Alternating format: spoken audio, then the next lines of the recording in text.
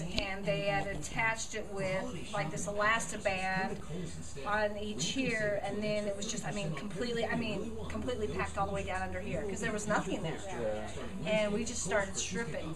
We just started Tracy stripping. and Monty helped the nurse. There was one nurse, and these two helped her. And all it was is gauze rolls. Just tight as you can get it. And so what she did was, it wasn't the nurse, it was Dr. Hugh. Jenny. Yeah, the little Asian girl. She was doctor.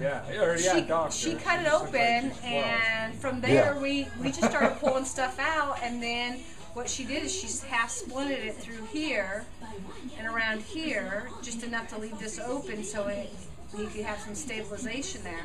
But it was literally open from here to here. Just nothing. But once they opened up the even up into his hand. Opened up the splint they had on. They took the package out. There was nothing there. It was just, a hole. That's all you could see. It was a hole, but it was clean. It wasn't carotid. There was no. What they used to stop bleeding in the field? Did they use like quick clot or? No. They I yelled at them because they were thinking about it, and I said, "You're not putting that shit on there." Because that quick clot, if you put that on, they're cutting. They're cutting. But the thing is there was still a lot of blood flow. There was you could just tell where it had just been severed. I don't know because like sometimes they use that quick clot, but it kills. They did some work in Germany too.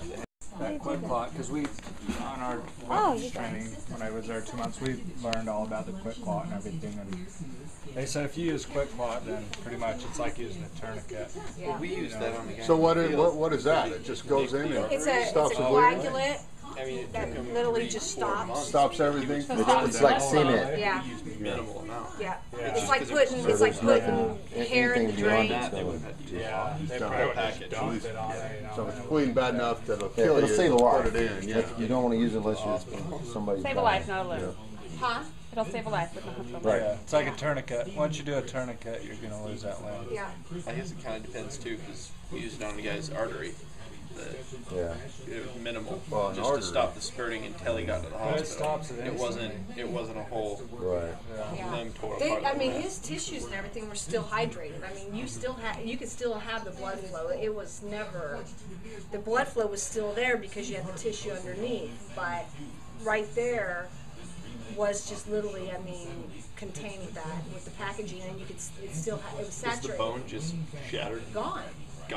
Yeah. Or the bone was there, huh? You could, but you couldn't see it. But he had everything was pushed plates. over. Oh. Yeah, plates and all that. He has Like, like that's 3. impressive if the bone wasn't even. He has You 3 couldn't plates. even, yeah, because it was so deep, the way that they had cut. It was amazing. And that little girl, she was the bomb. I like her. She looked 12. She was in her early 30s. And she looked Jiggy 12. Hauser. Yeah.